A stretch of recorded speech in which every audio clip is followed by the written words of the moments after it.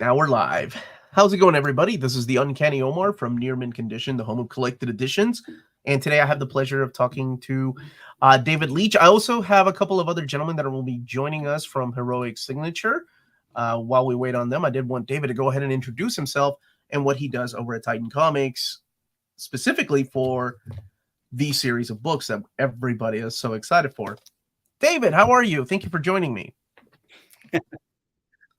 That's okay, Omar. Good to meet you. And I'm very pleased to hear everyone's excited by the Conan Omnibuses. It's a kick. I'm a Titan Comics senior creative editor, and because of my advanced age, I sort of handle most of the old vintage reprints. So I've had the great honor to have worked on things like Mandrake the Magician, Flash Gordon, Betty Boop, Dan Dare, Hagar the Horrible, Snoopy,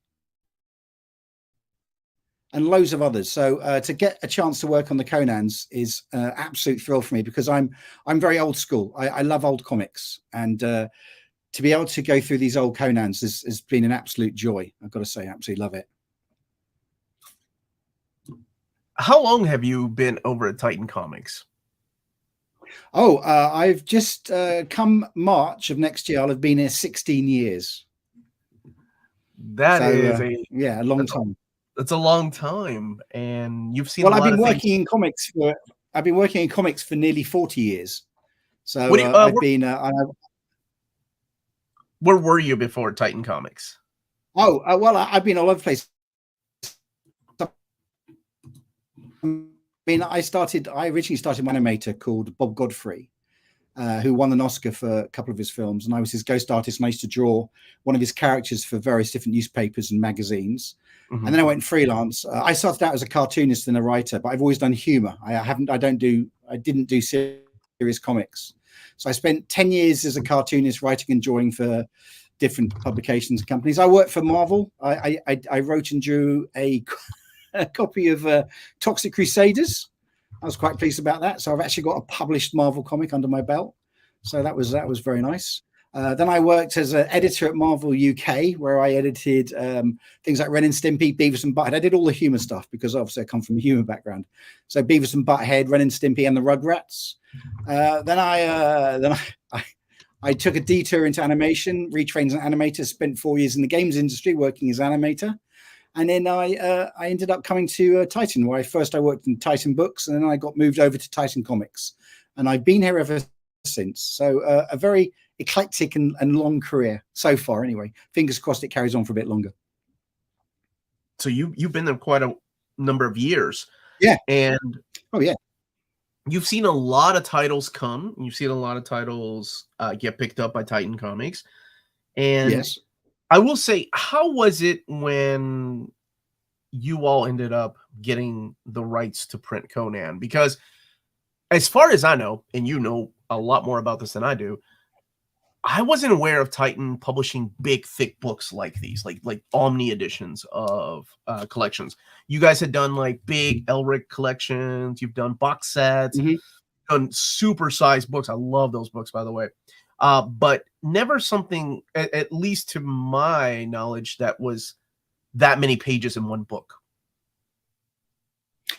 Oh, no, absolutely. I mean, I think I did one of those supersized ones. I did the Prisoner one, which collected the Gil Kane and Jack Kirby unpublished Prisoner strip from the 70s, late 60s, early 70s. I did that one. That was wonderful to work on.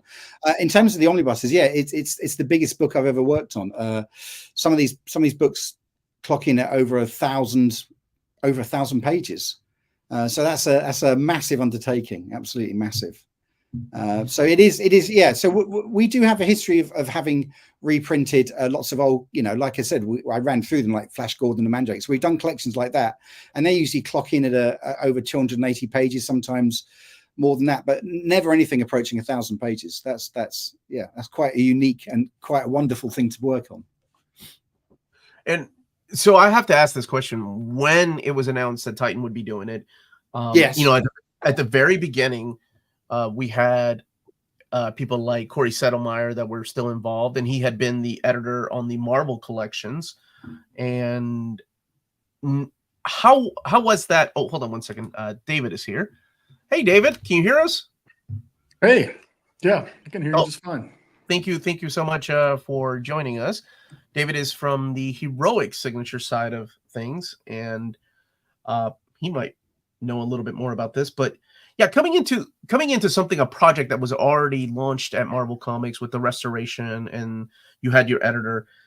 How big of a stress were you under when you had already 10 volumes of Conan, you had 8 volumes of Savage Sword, and Titan went ahead and Heroic Signature announced that they were doing a volume 9 of Savage Sword. And fans were used to a certain look and everything. When was it decided that it would look like the Marvel collections? Like, we'd have the Heroic Signature and Titan logo. By the way, I love that because it's that uniform look on the shelf. I thought that was so awesome. And even the volume number looks the same. The picture here, everything. Like, when was that decided? Like, they would continue the program of the omnibus editions. I think that well, from my point of view, that was decided before I joined the project. But I think it was a very good idea. Thinking behind it was that when you got to things like 9 and 10 and the new ones, they would fit in perfectly with the old, because there was the understanding that collectors would love the fact that there was a continuity across all the covers. So I think it was a very conscious decision to carry on the same style so that they would look great on the shelf. Because I think any of us who collect books, and your collection, by the way, Omar, is amazing behind you. There's something very pleasurable about seeing everything lining up. That's quite lovely. So I'm glad that we kept that going with the new ones. So I think it was just a decision that was sort of decided right from the word go. I couldn't agree more. I think it shows respect to the people that were already buying the books, or people that had missed a certain volume. And you don't really see that in publishing. Like, anytime a book would end up with another publisher, they would give you something similar, but the trade dress would always look different to make sure that, this is a Boom comic, this is no longer a Dark Horse book, or vice versa. This is a Dark Horse collection, no longer an IDW collection. I've never seen a company go out of their way to make sure that it looks like the rest of the books that you have on your shelf. And I thought that was so awesome. I love it. I think it was a great decision. Oh, good. I'm glad. I'm very glad. David, Funmaker, I'm going to let you introduce yourself. What is it that you do, sir? Hey, thanks for having me on. I am Heroic Signature's archival editor, for lack of a better term. So Heroic Signatures is the owner of the Conan property. I don't know how much we've dived into this, but Heroic Signatures is the owner of the Conan property, and so I've been tasked by Heroic to sort of go back into their 50 years worth of archive and just kind of get everything in one spot, and as best as possible get every single individual piece of comic book art and story ever created in a digital format that's clean and looking really good. So that's the job. And along with that comes the mandate of helping with the design and build of all the omnibus moving forward. So we have seen a lot of great announcements coming. I know there was a little bit of a delay, but to me, the final product was worth it. Like, when I saw people's reactions on my video, and then when people got them, they were like, "Oh, I'm so glad I waited. I'm so glad I didn't cancel my pre-order. I'm glad that Titan is delivering." And I think it's crazy how much Titan is delivering, because it seems like there is one book coming out every month or every other month, whether it's Savage Sword or Conan the Barbarian. And they're doing reprints, but then they're doing new books. And we know about Savage Sword Volume 9. I believe David has a copy of it already. That's the book that comes out this month.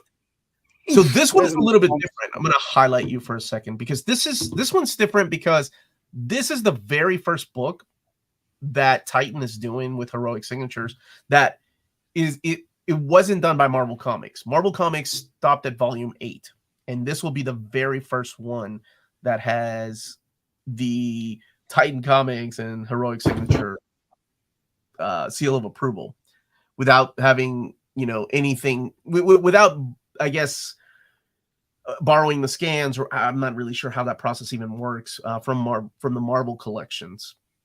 And is that the one that you worked on, David? I said David, and both of your name David. I guess both of you worked on this one. I think David and I we've been working for about 2 or 3 months now. So I think when I first started dealing with David, I think it's around about number 9. I know we've been working very closely on number 10. The thing is, you tend to forget which ones you're working on because you're always working on the next one. Mm-hmm. So I'm not entirely sure when we started. David Leach definitely did the heavy lifting on volume 9. First one, yeah. You definitely did the heavy lifting. Thank you very much. Yeah. So me and my team come in with volume 10, but we're using the same templates and design structure that has gone before. We're not changing anything. To your point, Omar, it would be a pretty awful bait and switch for us to change the trade dress and design and mess up that spine for people. Like literally halfway through a run of Omnibuy. Yeah, I'm great. We're like, I don't know that anybody on the team at Heroic or at Titan has any interest in doing something like that. We want this to be like a full run collection. And so, yeah, with volume 10, we sort of me and my team sort of take over, but we're sticking to what David Leach and the Marvel team has done. We're not making any changes. We're no rocking the boat. I think because deep down we're all like big comic fans. I think we definitely have a deep respect for what's gone before, and that there was a sense of that you didn't need to throw the baby out with the bathwater, you just needed to change the water. I'm very pleased about that because, like, you know, as David's just said, and as you said as well, and as I've said, I think that it just looks lovely.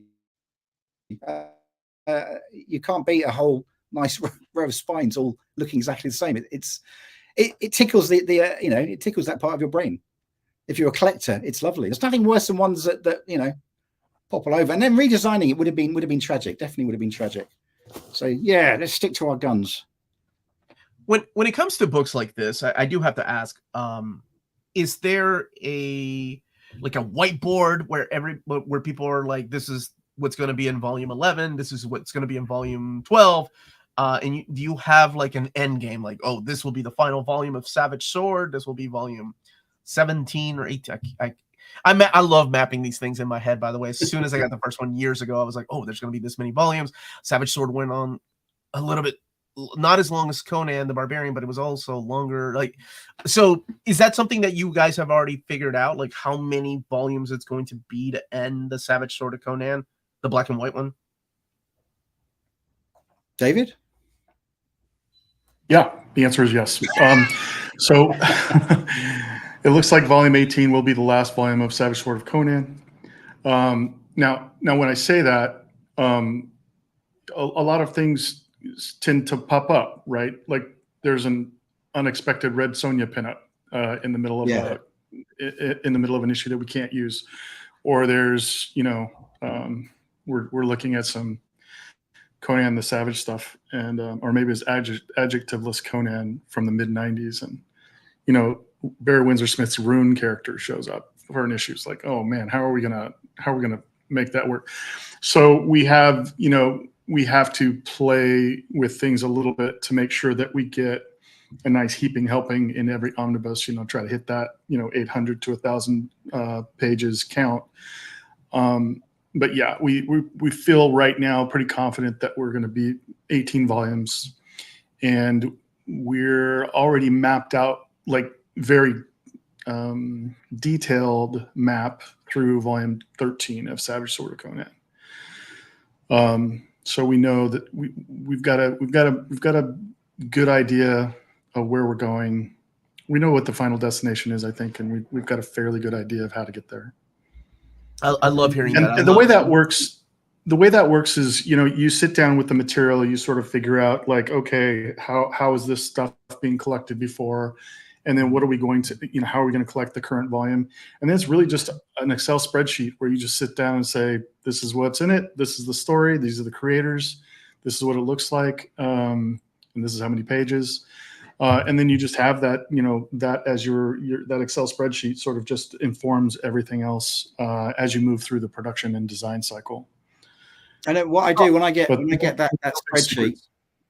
Sorry, David. I was going to say when I get the spreadsheet, I create a flat plan at our end. So we do a design flat plan, so it shows you where the start of a comic, where the covers land, how long the strip is. So you can look at a document, you can see, you get a rough idea what the whole thing will look like. Because the spreadsheet works fine, but the way that the production works on this book is that we send it off to the printers, and they need to have a flat plan that they can look at. It gives them they can see it better that way visually. So, and that's actually, it's an epic thing. It can take you, it can take me a good 8 hours of actually mapping everything out and transferring the spreadsheet to a flat plan. That's actually quite a kick out of it. I think it appeals to the neurodivergent side of my brain. That flat plan. Well, I'm sorry. I just have to chime in and say I'm just a little disappointed that is a spreadsheet, and in my head I had imagined a scroll with like inks, like very old style. This is exactly how the books are going to be mapped. But you know what? Excel spreadsheet also works. That works because you can share. I think what you're describing is it's more like the flat plans that I make, but you don't put pictures on. You don't put little pictures on. That would drive you mad. I love flat plans. That flat plan is really useful for the editorial side too, because once we've sort of built out what the pages are, then that flat plan informs like, hey, there's a double page spread, so it can't be on an odd page. It has to start on an even page sort of thing, or maybe there's a specific page turn in a story where you don't want to lose that page turn in terms of there's something exciting when they turn the page, story element. So you have to take those sort of things into account as best you can. So that flat plan is invaluable for that next phase of production for sure. One of the things that I noticed on my video, and I'm pretty sure everybody that opened it up as soon as they got it noticed, was when I said it was going to have all of the Marvel stuff included, it has like the Marvel logo on the covers and on the Conan books. Is that something that you all are going to continue doing as far as like Conan the Barbarian, the future volumes? Because I think there is enough for a volume 11 and 12 that I guess it's the follow-up series after Conan the Barbarian ended. But is that something that you all are able to do? Still put everything in there, like as long as it's Conan related, like house ads and things like that just feature Conan and maybe other Marvel characters? Because I wasn't sure if that was going to continue or not. If it's got other Marvel characters, we don't use it. It's basically got to be Conan. It's got to be Conan led. So if it was a Conan ad that had Spider-Man and the rest on, then we don't use it. But it all depends. The older ones, on the whole, we don't put any Marvel things in. And one of the things I have to do when we get the book, laid up digitally, is we go through it and we look for anything that might slip through, like a Marvel heavy house ad or something promoting it. But certainly on the actual branding on the covers, there's no Marvel branding on the covers. We've kept the same design ethic, but we haven't. Marvel's removed from the cover. I meant that was something. Like the internal covers. Oh, it knows. Oh, well, that's more from a sort of that's from an aesthetic point of view. I don't want to remove that because that's part of the original. It's like when you go back and old comic strips get sort of re-edited. I don't like that. I think it's an artifact. You should retain all the aspects, but you can do that inside the book, but you don't want to do it on the cover. But definitely reprinting the Marvel covers. I think that looks good. I like that because it's part of the whole thing. You want that feel of it. It makes it. It gives it an authenticity. So no, as somebody that loves collected editions and loves when books are reprinted, I think much like you, I think it gives it that extra touch, that extra like, oh, this is the way it originally looked on the newsstands. Yeah.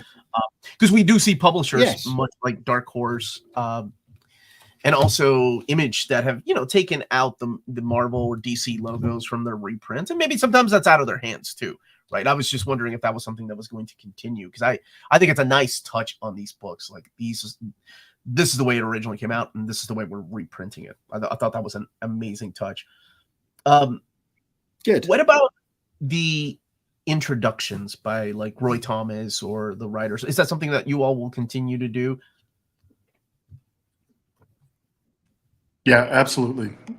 We've got several in the can right now from a variety of interesting writers. One of the things that we're doing as we move into the second half of the omnibus collections is, there's only so many times that you want Roy to come in and talk about, Conan, especially when you get to the later omnibuy, when it's different writers, you sort of get a little bit more of a grab bag of writers and artists in the second half of the Savage Sword of Conan run specifically.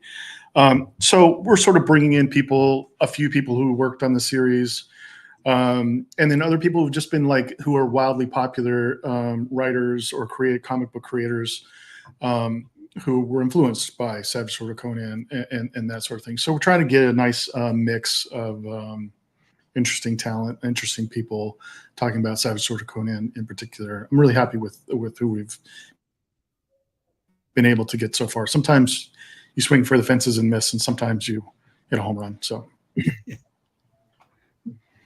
well, I know it's got a huge fan following everywhere, right? Like not just in comics, but the Savage Sword of Conan was huge with musicians. Yeah. So as an example, I could probably throw one out there. There's a writer, Jonathan Mayberry's won the Bram Stoker Award half a dozen times, and New York Times bestselling author. And he wrote a series. He's best known for his horror work, but he wrote a series of novels in the past 5 years called Kagan the Damned, which I just love these books. And they're very much in the, he's wearing his influences on his sleeve very much.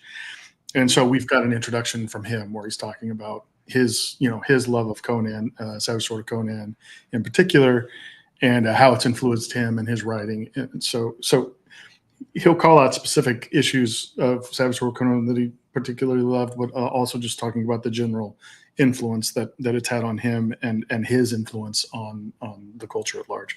So we're doing people like that, interesting people. I hope interesting people like that, talking about Savage Sword of Conan. And I can actually show you. There we are. That's John's actual forward. Oh, there you go. Well, there are. And like I say, that's in volume. That's in volume 9. That's right. Yeah, great read. Really enjoyed it. I really enjoyed that one. That's very good. Now, with the character of Red Sonja that comes in and out, is it the same kind of treatment that Marvel had with her? Like you can use her as long as it was in a Conan comic internally? Is that how that's going to work? Or because I know, well, early on there were crossovers, but they could not reprint like the Red Sonja comics because that is licensed now by Dynamite. But they could reprint the Conan comics that featured her. Is that something that will continue, or how will that work? David, you want to take that one, David? I think. Oh, okay. No, you can. Sadly, the answer is no. We can't do. We don't have any rights to Red Sonja. So if there's a Red Sonja appearance or a Red Sonja story, more than likely we will have to pull that out, which is one of the things where we hit a little frustration, like I was saying, when you're sort of mapping sort of like big picture mapping things and saying do 18 volumes, and then there's a 30-page Red Sonja story stuck in the middle of it somewhere that you have to then sadly pull out. What are you going to replace that with, or are you going to replace it at all? So no, unfortunately, we cannot. Okay. We try editorially. I think David set the bar in terms of, hey, this is an archive treatment. We should try to present it as best we can in situ, right? Like as it was originally presented. I think that's the thing I am most interested in as a comic book collector and reader and fan of Savage Sword of Conan. And so everywhere we can do that, we do. And sometimes we try to get away with things, but we have very lawyers who look at every page. So we don't get away with much. That's very true. We don't. We've tried. So what about some of the other properties that were collected by Marvel, like Solomon Kane or Cole? Is that something that you all will continue like to reprint? I believe there were 3 Cole Omnis and 1 Solomon Kane Omnibus from Marvel. I didn't know if that was something that you all could do or not. Yep, we do have those rights, and we will be. That is definitely part of our long-term mission to get that stuff out there into the world in a variety of different ways, including new omnibuy. So absolutely, we do have the ability to collect those, and we will be. Oh, that's great. That's great, because I know some people missed out on those. And one of the biggest questions that I've gotten, I don't know if you all have seen this or not, Marvel started putting out the Omnis, which I love Omnis, but they also started putting out these epic collections so they were collections of Conan the Barbarian in trade paperback format, not just from the Marvel years, but also the Dark Horse era. Is that something that you all have looked at or talked about, like doing trade paperback collections of Conan the original years and Savage Sword of Conan and maybe Dark Horse? Absolutely. I think the thing that we have to be careful of is, and we're painfully aware of it, is what we don't want to do is burn the collectors out by, we're already kind of hitting them pretty heavy with these omnibuy, like a $125 omnibus every month. Man, we're asking for, that's a heavy lift sometimes for some people.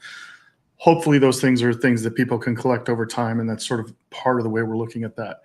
But so we want to be careful and cognizant of like not overburdening Conan fans with a bunch of stuff all at once, right? So we're focused on the omnibuy for now, but we certainly have been talking about what are the cool ways that Marvel or Dark Horse has collected these things in the past, and do we need to bring those back out with a fresh coat of paint, or what are the new ways that we can collect something? So an example of a reprint idea would be like Genesis West Publishing put out an artist edition of the Red Nails, or Barry Windsor Smith Red Nails. Wow. Yeah, and it's a nice package, and they did a good job with it. But you can't find that thing anywhere, right? So being the former editor-in-chief and associate publisher of IDW Publishing, artist editions are a thing that I love to be involved with and make. So trying to bring something like that back into the mix would be something that we'd be interested in doing. And on the other flip side of that, what is the cool Solomon Kane collection that we can put together, like the best of greatest hits Solomon Kane? Maybe it's not just the comic book work. Maybe we can include some of the original prose in that collection as well. What are some new interesting ways that we can sort of mix things up and create a new package that the fans haven't seen before, that they would hopefully really be drawn to? I have to point this out. I know you all are aware of these. So right behind me are these colossal collections from Dark Horse Comics, and not a month goes by on my channel since Titan has gotten the rights with the Rugg signature to print Conan books that I don't get asked, and sometimes it's weekly that I'm asked if there's ever a chance that you all could do these. Now these are bigger than Omnis, they're taller than Omnis, they're about the height of an DC Absolute Edition, which is why they gave it the name the Colossal Conan. But they only did 3 of them, and there's a lot of stuff missing. Is that something that you all could ever think about doing, like reprinting those and then putting in the rest of the issues that were missing that Dark Horse didn't get to? That's all, because that's all the Dark Horse era of Conan. That's what that is. Have you got one you could show us? Yeah, absolutely.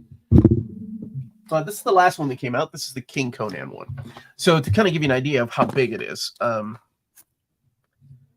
me highlight myself. No, bloody hell. Bloody hell's the right way to describe this book. It's humongous. This isn't for, I mean, you're going to be working your arms out holding these books up. But these have been out of print for a long time, and it was one of those things. Marvel reprinted the Kurt Busiek stuff, but it was done in the Marvel Omnibus size, right? Like it's the trim size of this. People were like, "Oh, but Omar, you got to get them to print them like this," and I'm like, I don't know if they're going to do that. These are huge books, and granted, I love huge books, yeah, but there's a total of 3 of them that they did, and there's enough material for more too. I don't know if and when you talked about the Rednells, that's why it reminded me of it. When those books went out of print, it is insane how much they go for.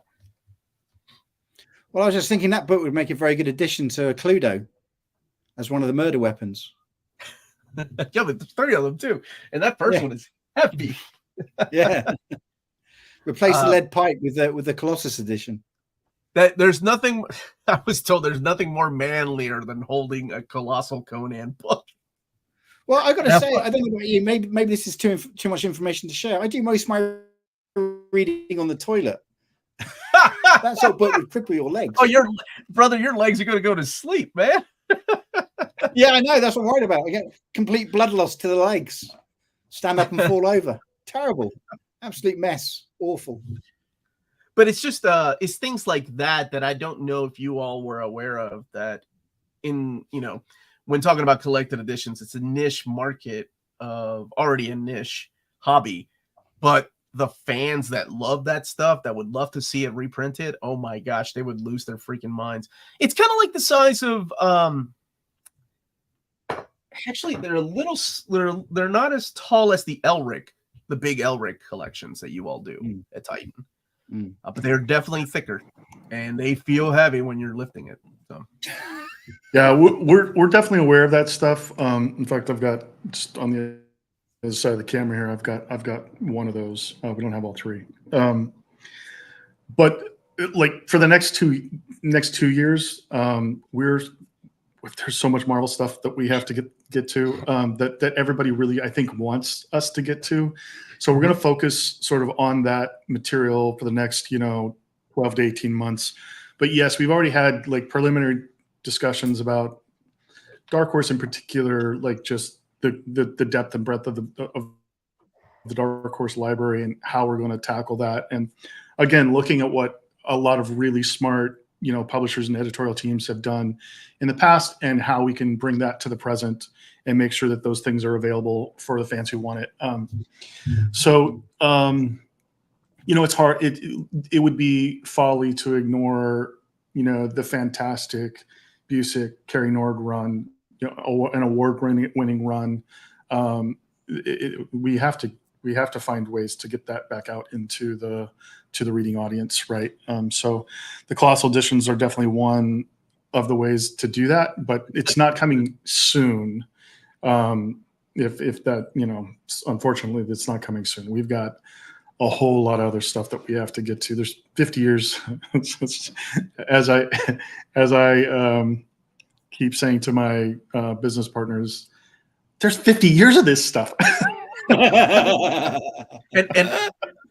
and there's more things being published too. Like you've got the Jim Zubs. You've got the more every month that is going on right now, and I think it's wonderful because like I don't know if you all have read it. I know some of my viewers have, but that Jim Zub Conan book is one of the best comics I've read this year. Yeah, of course, it's amazing. The very best comics I've read this year, and the artwork. Oh my gosh, it's amazing. So those things, could benefit from an oversized edition. But I know how these things work, right? Like you gotta go through the whole thing. You don't want to rush an oversized collection because you don't know how long the writer's going to be on the book, and you shoot yourself in the foot if you release like, okay, we'll do the first 30, and then Jim Zub said, hey, I'm leaving after issue 35. So there's still 3 years worth of material. Mm-hmm. Yeah, that's a pretty decent run. And also, hopefully I'm not speaking out of turn or out of church. The Jim Zub and Heroic Signatures have a long-term commitment to one another. So you're going to get a lot more Jim Zub pinned Conan over the next 2 or 3 years at least. so they're both supremely focused on getting more Jim Zub Conan out there. I think it's a perfect. I personally, again, I'm a Conan fan. I have been for a long time. I bought Savage Sword of Conan off the rack when I was a kid, probably when I shouldn't have been allowed to. And I think that the thing that Roy Thomas did so well was he was able to channel, Howard's work from prose into the comic book format. Yeah. And I think that's why Roy Thomas in particular, for me, was so much head and shoulders above all the other writers. Not saying that we didn't have some great writers in there, but Roy Thomas' work was so head and shoulders above because he just had the ability to put what Howard was trying to do, the guts, the feel, the look, the character in the magazine, in the comic book format. That translation was just a perfect one-to-one in so many ways. And I think Jim Zub is actually doing the exact same thing, yes, but for a modern audience, which to me is like, it's another sort of step or level up to have to do that, right? Because we're really far removed from the day and age when Conan was originally coming out, right? So to be able to bring Conan into 2024 in a way that's meaningful and also still retains all of the most precious elements of Conan is just a really, truly amazing feat. And Jim Zub is doing it. And I'm constantly impressed by his abilities to create new story while still staying so, and it's not slavishly faithful. It is faithful in a way that's reverent and also forward thinking and progressive. And I don't know how he's doing it, but I am in for the ride and enjoying every single issue. And since we signed on with Heroic, I get the comics for free now. They mail them to me. I get free Conan comics. I don't have to go to the shop to pay for them right now. I'm so happy. So good time to be a Conan fan. I get one of these free. Yeah, I need one. I think also I haven't gotten one yet. Yeah, that's brilliant. That's worth the thing alone. I'd also say about Jim Zub is that the other thing is his work's not slavish to what's gone before. As David said, it's his own thing, and yet it feels in keeping. It feels like a continuation. That's what I think so exciting about it. I mean, I feel that this new run that Heroic have put out with us, it's galvanized Conan again. It's made him relevant again, and I think that's something I wasn't expecting. But the power in those comics, it gives you a buzz. It gives you a real. It gives me as someone who loves comics, it gives me a real buzz to see them. The feel of the artwork. I find them genuinely exhilarating. I love hearing that. I love hearing that from people that are working in the comic industry that get excited for comics that they are putting out themselves, because I think you need that passion. You need that energy and to be excited about these books because they're really good. And the other thing I want to say real quick, because I'm gushing about Jim Zub. Also, Robert De La Torre. Yes, that's what I was talking about. Yeah. Sorry, God, what are you thinking? Yeah, he's a revelation. Like, where did that guy come from? Did I John remember Buscema reincarnate? Like, what is happening here? I remember looking at it was a Marvel comic where he did a backup story. I think it was with Jason Aaron. I can't remember who the writer was. And I remember when I was looking at the trade paperback, I thought, oh my gosh, whoever this guy is, somebody needs to get him to do a monthly Conan comic because he is amazing. And channeling John Buscema. Oh my gosh, it's so good. It's so good. But again, he's you get that flavor, you get that feel, but it's totally new as well, right? It doesn't feel like it's being rehashed or reworked, or he's just like trying to replay greatest hits sort of stuff. It feels fresh and new while also just being feels like it feels like I could be reading a 1977 issue Savage Sword Conan and Roberto De La Torre was drawing it. Like, that's what it feels like to me. So I love that. There's other great artists on the book right now, but Robert De La Torre is definitely like my favorite right now for all the reasons I described. I think a lot of fans are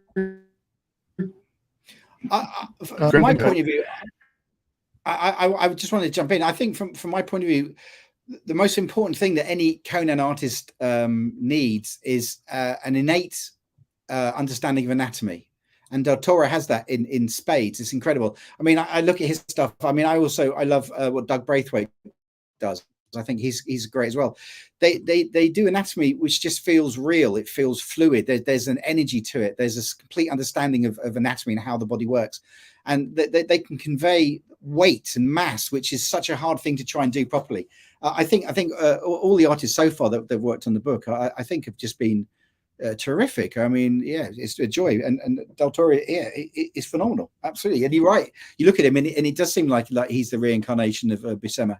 You know, it feels like that, but he doesn't. Once again, it doesn't feel slavish. It feels like that he's someone who clearly saw that stuff growing up, and it's influenced his own artwork. And I just think, yeah, God, because I love old comics, absolutely do. And going through and looking at the Buscema stuff, I'm always in awe of the way he can stage a fight, stage a battle scene, and the way he'll do. If you just look at the way he can convey yet another ancient lost civilization, and it always feels fresh and new. It doesn't feel like, oh God, I'll just get out the same old castle. Every time he's bringing something new to the table, and he's just a terrific artist. Absolutely one of my absolute favorites. And yeah, the new stuff is up there, which I wasn't expecting, because obviously as an old comic fan, in the back of your head, you're going, well, new comics aren't as good as they used to be, but in this case, they bloody well are. I do have to ask a little behind the scenes questions. Like when it comes to doing the Savage Sword of Conan in what will eventually be, King Conan, I think that was already something in the works, that you all were going to do a King Conan follow-up, a volume 2, if I'm not mistaken, because I think it will take 3 to collect that series. When it comes to doing those books and putting them in omnibus format, what is that process like? Like, do you get I know we're not looking at artist editions, and so it's not like you get original artwork, but what is it that you get to start working on them? It's like, do you have high definition scans of these pages that somebody has archived? How does that work? David, over to you. Okay. It's like being Indiana Jones, but the nerdiest version of that. We are combing the globe for clean scans of things. So there's a variety of different. Conan has a long publishing history, and it's across several different publishers, right? You got Marvel, and you got Dark Horse, and you got Marvel again. Now you have Titan, and so thankfully, a lot of like the original film that the original print files were created from still exists, and we're able to get and Marvel, to their credit, did a really good job of cataloging and archiving that material. So thankfully, thanks to the good people at Marvel, we have a fairly decent library of assets for a lot of the things that we need. Dark Horse also did a good job. We have more holes in the Dark Horse collection than we do from some of the Marvel stuff, but there are holes everywhere. And so what we do is we try to find as best we can, we have 3 different resources for archive material if we don't have it ourselves internally already. Mm-hmm. We reach out to those 3 different sources. If they don't have it, then what we do is we have very high near mint copies of every single book of the Savage Sword of Conan run, for example. Sometimes they're very fine plus, but we have a very nice collection here that we've been putting together over the last 6 months. And so when we do need something, we've got a high-res, high-quality scanner, we've got a high-quality copy of the thing, and we scan it and clean it up that way. We've got a team that handles all the cleanup, and then we have another team that does a review and in the design process as well as the editorial team reviewing everything and making sure everything's clean as well. So it's kind of a mixed bag, but and sometimes, you know, you think you're chugging along and suddenly there's 4 issues worth of material that's in the middle of a King Conan run that's just not there. And so you lose 3 weeks doing that, trying to figure out even if you have that material, and then you find out you don't, and you have to go do something else. So it really is. It's kind of fun. It really is like a detective work and sleuthing. But thankfully, after several months of sort of working with the heroic team, we do have some pretty good resources to get to as close to the original printed version of things as we can. And I would say 80% of the time we're able to pull from that like original source. I love this behind the scenes conversation because I'm always curious how it comes about and what happens, like you said, when you don't have something that's a high resolution and you need it. So it kind of puts you behind a little bit. So where in the process do you all choose the covers for the direct market? And by the way, I love the fact that you are doing direct market and standard cover too. That's something else that people love seeing. It's like something that Marvel has been doing, and not a lot of companies do, but I love it. I love the fact that you're doing it not just for these, but also the trade paperbacks of Conan.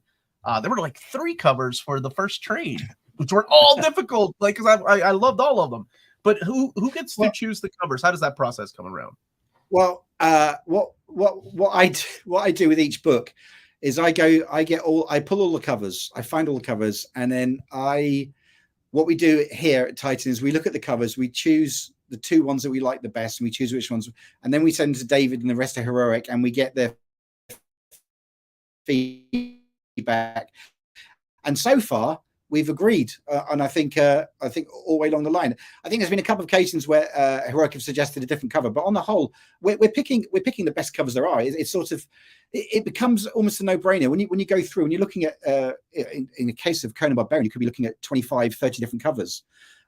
Certainly, as Conan Barbarian went on, the covers got a little bit more staid, but there are certainly, you then you come across batches where the covers just pow, they leap, and they easily lend themselves. You can spot a mile off when it's going to be a good cover. So it's and with Savage Sword though, they're all. I think you need to give yourself a little more. I think you should give yourself a little more credit, David. I think it's obvious to guys like you which ones should be. I think your expertise in this is understated. You do a fantastic job, and it's not an easy job, and you almost always pick the right one as far as I'm concerned. Well, you're very kind, thank you. Well, I got to say, I love it. I don't think that's as easy as you say. There's so much really great material, but I think the stuff that pops out to you doesn't necessarily pop out to everybody. But you always make. I agree. I'm always in agreement with you, and anytime I occasionally suggest something else, it's just because I'm just like I gotta earn my keep somehow here. And I just throw out a couple of extra ideas to show that I at least paid attention. Well, there's three aspects of this job that I genuinely love. 4 if you count doing flat plans. One of them is finding the covers. I love doing that. There's one bit which is when we do previews magazines and we got to find spreads. We got to find marketing spreads, and I get such a kick out of that because it means I get to go through all of the comics. And I just have to find images or pages that will look great as marketing spreads. But the wonderful thing is that I'm not actually reading them. I'm looking. I'm very visually fixated. So I go looking for good visual, strong images. But the other thing I absolutely adore doing, and it's my absolute pleasure in the Conan books, is picking the end papers. I get such a kick out of that. That's like an absolute joy. And I'm so pleased that we did that. Thank you for that, by the way. I love end sheets. So I know it's such a nerdy thing to like gush over. No. When I did my overview, I was like, oh my gosh, they added end sheets. I love that. I think it's great. Like it adds an extra touch, right, to the book. The other thing is that sometimes you're finding a panel, just one panel that will make a great spread. It's that sort of thing. But then there's secret things that will probably. It's like I have to then clone out speech balloons, and maybe I might have to fit in some artwork, but I do it in a way that no one spots it, not so far anyway. So it's that sort of stuff. I get a kick out of doing that. There's little things because I adore comics so much. for me, it's just a pleasure. I get the hair, you can't see it, but the hairs are standing up on my arms because I'm getting excited just thinking about it. I mean, I'm going to show you because so this is volume 9, and this is the end paper for volume 9. Let's try and get, and there we are. So that was a hoot doing that one. And there used to be some speech balloons in that, but you wouldn't spot where they were. So that was a hoot. I enjoyed that immensely. So you said there were speech balloons there. So how yeah, does there was a caption also. How does well, what I do is I cut it out, and then I have to find. I don't draw anything new. I'll just extend existing artwork, or I'll clone something and subtly put it over the top. So it's an art. You've got to be very careful with it. I mean, but I've had a long experience doing that. I mean, I had to, when I was doing I did the collections of Flash Gordon, and I'd have to do things like clean up and repair Dan Barry artwork from the 1950s, and that was a real challenge, actually putting in backgrounds and you know, that sort of stuff. So like I said, for me, this is it's not really a job. Don't tell them I said that. No, I love the passion, because I think. Oh, well, it's comics. I mean, my whole life has been comics. I'm ever since I was a kid of 5, all I ever wanted to do was make comics. I didn't want to do anything else. Didn't want to do anything. I just wanted to make comics. So, you know, it's a total passion. You know, I love that. I'm not going to make excuses for it. I think, but don't sell yourself short too, because you're also really good at doing these, you know, the restoration and all that. I think it's wonderful that it's in good hands, and also the hands of fans, both Davids. You know, I think that's very important when it comes to a passionate project like this, because this very well could have ended on somebody's table that had no idea who Conan is and was like, it's just their job, right? But I believe it's in good hands, and it shows in the. I think at Titan we've all got a love of comics. It would be very strange to end up working editorial in comics and you have no interest in comics. That would be, you wouldn't last long here. We'd probably find you out and then kill you, I think, because you need that love. You need to. It's got to be. Comics is a weird thing. There's no. I can put it into words. It's a weird thing because it's such a unique thing as well, and you have a love for it. You don't. No one ever became a cartoonist because they wanted to be rich. No one ever. You know, you do it because you have a love for it, because you know, you want to work with them. You want to make them. So a chance to work with them like this, it's too good an opportunity to miss, to be honest. So there we are. That's all I'm saying. I'm not going to say anything else now. Love it. Love hearing this. Okay. So I know I don't have you gentlemen for too much longer, but I do want to ask. So it seems like you guys have the project, or at least the expected ending of Savage Sword of Conan, to be a volume 18, unless, you know, circumstances, which I completely understand. It happens. That one of us dies. Let's not go there. Let's not do that. Well, I mean, geez. There's only so much life I have left in me. Another 8 volumes to go. Yeah, but this keeps you going, David. Come on now. You were just talking about the passion. Yeah, I know. I was lying. It's all a front. It's all front. Well, you're doing a good job.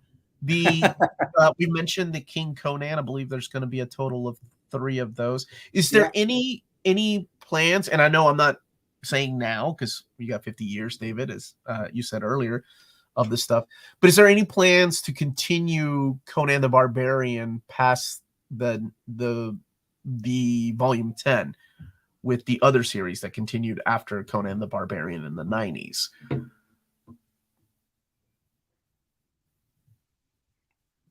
Yeah, David, we're gonna the hope is to really, I think everybody has a desire to get all the Marvel stuff collected in nice big matching omnibuy packages at some point. How long it takes for us to get there, you know, is to be determined, but that's certainly I think that is one of the goals for sure. You know, there's other stuff, you know, so like I was looking at Conan the Savage, which is I think the mid 90s sort of reboot of the magazine. And Alcatina is just like a revelation. Like his art is just I mean, it's shockingly, stunningly good.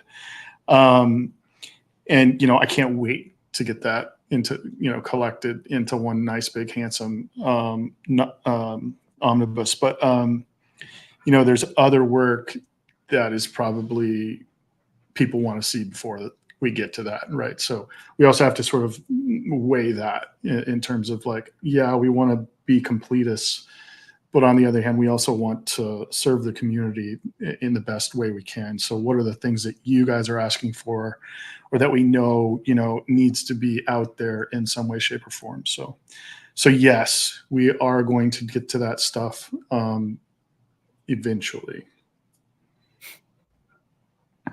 I had to ask, just because there's just so much Conan. Somebody earlier was mentioning the comic strips, which I didn't even know was a thing. If you all have any plans on collecting those. We do. We have plans. It is on the long-term schedule. So yeah, that I don't want to give too firm, but yes, that is. Don't give too much away. Keep them wanting. Yeah, that is literally on the schedule. So. Okay, awesome. And then people were asking about the trim size whenever you do collected editions of the Savage Sword of Conan magazines, like because they're the magazine trim size. How will those be collected? Like, will you do soft covers with the same trim size, the same dimensions, or will it be like a trade paperback? David, do you have anything on that? Do you mean the new Savage Sword stuff? Yes, the new Savage Sword. The magazine. It's got like a magazine trim size. We had one in the office. It's magazine size. It's the size it was. It hasn't been. It's so. If you're talking about the brand new Savage Sword of Conan stuff that Titan Heroic are doing, then we've just done. I've just seen the first collection, and it's magazine size. So it's the size it was when it was in magazine. It looks amazing. It looks. I mean, if there was time, I would run off and find one and bring it back and show you. That's okay. When it, I know that one is due out sometime. Thank God for that. My knees couldn't cope.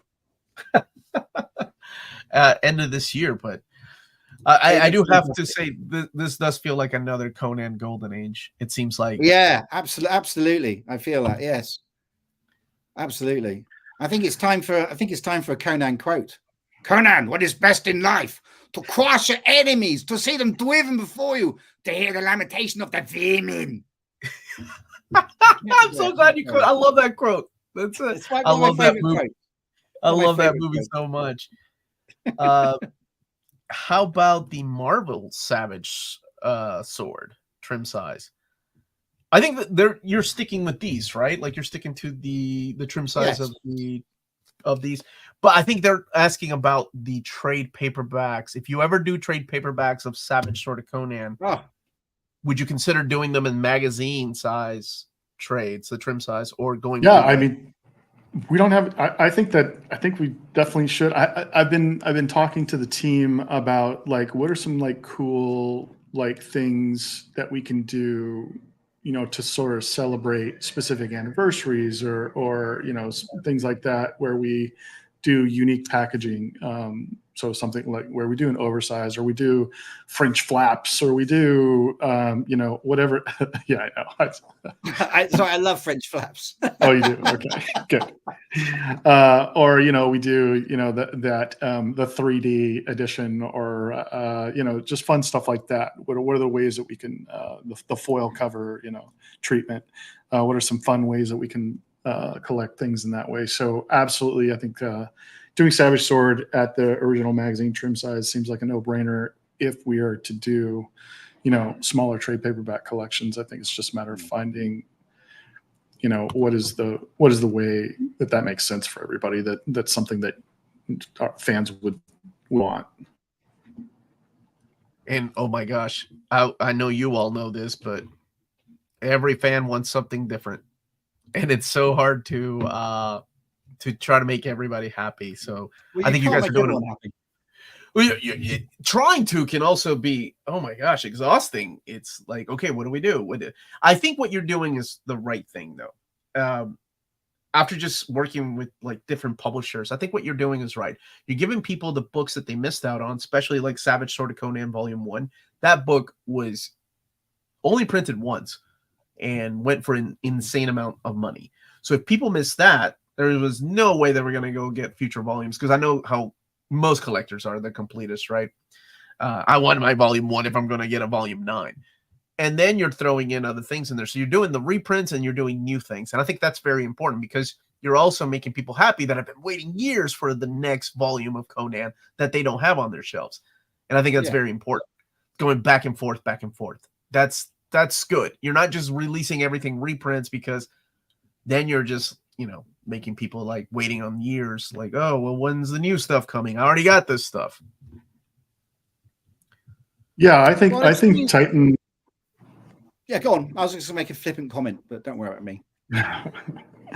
I think Titan and Heroic together have a really good feel for the pulse of the fan base. I think bringing Jim Zub in as the architect of the new materials, and Roberto De La Torre in as the lead artist for the first year's worth of material, shows that they know what they're doing. And I agree with you. I think the back and forth is a great way to do. I think the other thing that I hear a lot about is being careful about the fan in terms of, like, let's not flood them with a bunch of stuff, right? Let's make sure that the things that we're giving the fan base are the things that the majority of them have been asking for, or the majority of them we think they want. So, and not doing it all at the same time, right? But rather, getting that stuff out in a way that's not, you guys got to pay rent and buy groceries.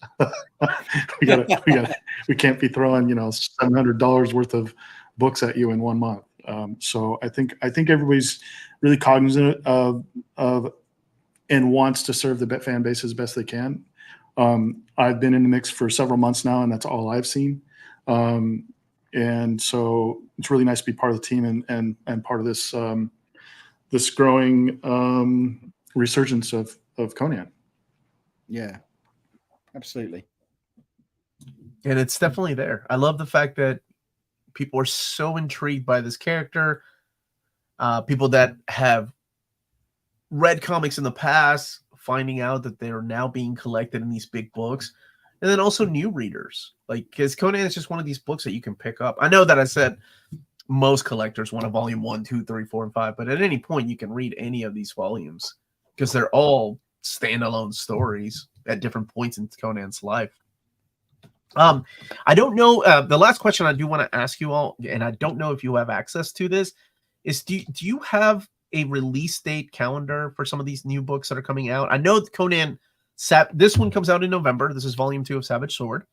Actually, I believe it comes out next week. Savage Sword volume 9 is due out in December, if I'm not mistaken. That one comes out December 17th, the week of December 17th. But I didn't know if you all had like an updated calendar for the other volumes, like when a Savage Sword volume 10 would be coming out. I think the last one I saw reprinted was Savage Sword volume 6 that just hit the catalog. I think I can't tell you exact date. I mean, I think the thing is, as we hit uncharted territory with the new ones, then there are certain each one's got a different challenge. Some of them are going to be harder to put together. I think it's difficult to. I wouldn't want to start lobbing dates right now, because things can change, and they're sometimes you hit obstacles. So I don't have any dates I want to share at the minute, but we're going to keep not pumping the stuff out. We're going to keep delivering damn fine books on a regular basis. Mm-hmm. That's all I can say. Yeah, I mean, in terms of like, we've got the schedule built out through December 2025. Like, we know we have a really good, fairly good idea of what the reprint program looks like through December 2025, and even into 2026 and 2027. Whoa! But yeah, I mean, it's a lot of stuff. Well, as David said, we got 50 years worth of stuff. So yeah, we got we got years ahead of this. So, but how much of it we can announce? I mean, it's probably simpler. Just get on Amazon and type in Savage Sword Conan to find out when the releases are. And I feel like there's been a bit of a learning curve for my team in terms of like getting up to speed on how to put these packages together. But as we're working through Volume 10 and King Conan Volume 2 and Savage Sword Volume 11, we're getting faster and faster and better at like finding all the missing pieces. Yeah. So I feel good about even the current schedule as it's laid out. I feel good about our ability to have all that material to Titan at the right time. So I don't think there's going to be any like moving forward. I think when Titan says they're going to release something, it's pretty good bet that's when, at least in terms of the Omnibuy, it's pretty good bet that's when it'll be. I'm about to start working the Volume 6s, so that's my next job now, is to get them ready. So there's things I need to do. Flat plans. I've picked the endpapers already. I would love to see those one day. But yeah, I will. You will see them. Oh well, yeah. The finished stuff. Yes. Yeah, the finished stuff. Well, I can send you a flat plan. It's not very exciting. Oh, I love looking at stuff like that. Absolutely. Email me. Right, I'll send you a flat plan for one of the last one of the early volumes, and you can see how. No, seriously, lower your expectations. Okay. Okay. Go on as if it's the Flash movie. I still want to see. I love to see the inside workings of everything. Right. I'll reach out to Will and Caitlin to see if they have a updated schedule, and then I can post it on our social media to see when these books are. Yeah, they're best ones. Yeah. So I think we've covered everything. I see some questions popping up, and I was like, "Oh, already asked that. So if you're watching this later, please go back and rewind." And these fine gentlemen answered everything that you all will be are asking about hardcovers for the current run, epic versions or trade paperbacks versions of these books, and they said a lot of the stuff is in the works, but they just don't want to get everything out there. Brilliant. All at the same time. So I just want to thank you all so much for joining me. This has been a blast getting to know both of you and getting to know a little bit about the behind the scenes and how fun, yet it's also hard work too to put these books together. It's not as easy as people are like, give me this now. I get it. I do that too. But thank you so much for joining us. And one more time, can you tell us just a little bit about yourselves before we sign off? David Leach, who are you? What is it that you do at Titan Comics again?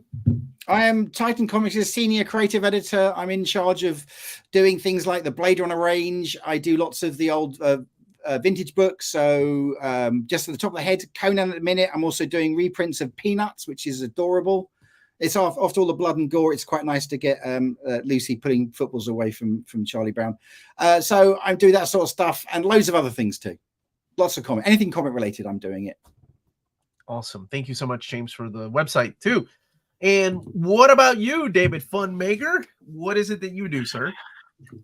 Yeah, so I am the Heroic Signatures archivist, archival editor. My job is to make sure that every single page of Conan comic, including all the peripheral stuff like letters pages and things like that, are all cataloged and clean and created as a digital, high-resolution digital asset. And then in charge of the new Omnibuy moving forward packaging and design. I am the former editor-in-chief and associate publisher of IDW Publishing, and I am the current publisher for my own imprint, Funtime Go.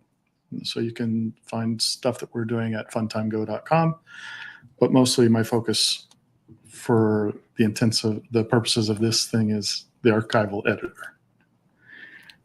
If I'd known that, I would have mentioned my comics too. Go ahead. What is it? Got a plug, David. So I've got three different things I do. One's called Psycho Grand. She's the world's most violent old lady. She likes to beat up superheroes. That's quite violent. I do another one called Monolith. That's the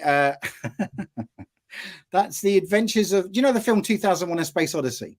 Yeah, you're talking about the Monolith. Yeah, so basically it's his adventures in Hollywood. It's all the films he auditioned for but didn't get. It's a series of silent gags, and you've got to guess the films.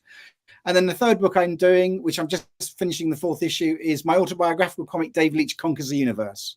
I'm just working on the fourth issue of that, and that's published by my local comic shop, Dead Universe Comics. So when I'm not making comics at Titan, I go home and I make comics for me. That Monolith comic sounds freaking awesome. Like my wife. I will send you a PDF of that and a PDF of the flat plan. Thank you so much, gentlemen. It's been a pleasure. Thank you. There's everybody 3 issues of Monolith. Oh, I gotta check that out for my wife. Thank you everybody for watching. Don't forget to smash that like button on the way out. And yeah, it's time to get excited about Conan again. These are coming out, and they're coming out every month. So in case you missed out on them, don't forget to pre-order them or just pick them up wherever you get your books. Everyone, stay healthy and safe out there. We're out of here. Much love.